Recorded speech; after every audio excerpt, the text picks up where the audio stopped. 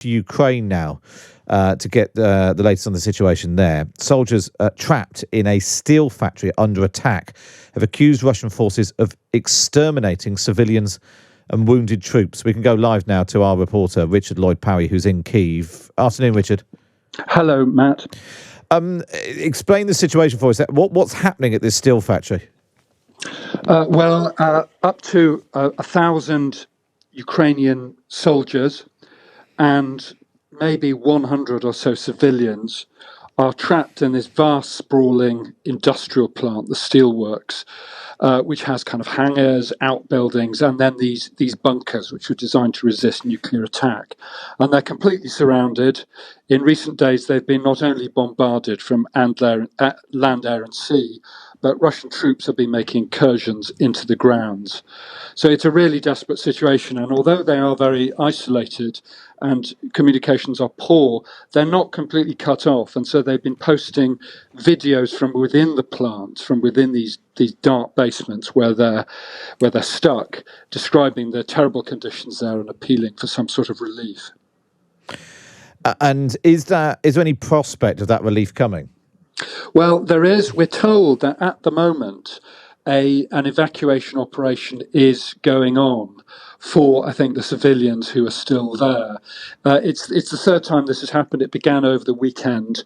They've only got out, I suppose, 150 people before today. But if it goes well, then it sounds like they could get the rest of the civilians out.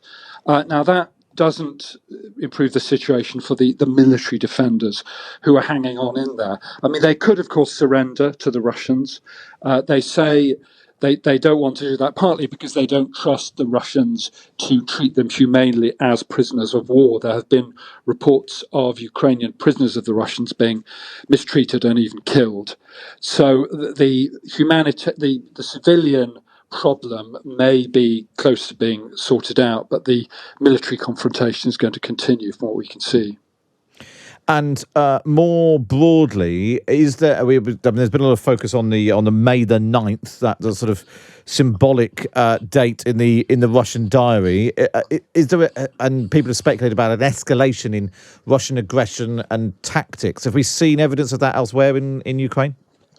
Not really. I mean, the fight goes on along the eastern front in the Donbass region, and certainly from what I've heard so far today, it's still very bogged down. I mean, the Russians gain a bit of ground.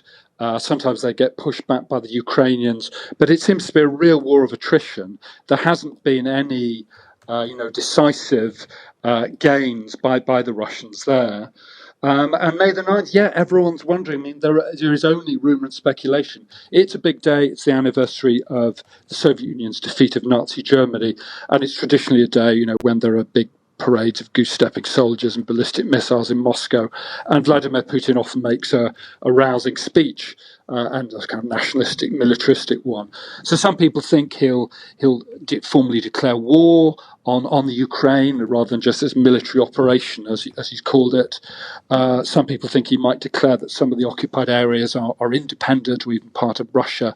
But we really don't know. There's certainly a lot of anxiety in Ukraine. The city of Zaporizhia, which is the large city closest to Mariupol, fairly close to the front lines, has declared an all-day curfew on Monday, a 34-hour curfew from Sunday night to Tuesday morning, because they're worried there'll be some sort of bombardment of that city.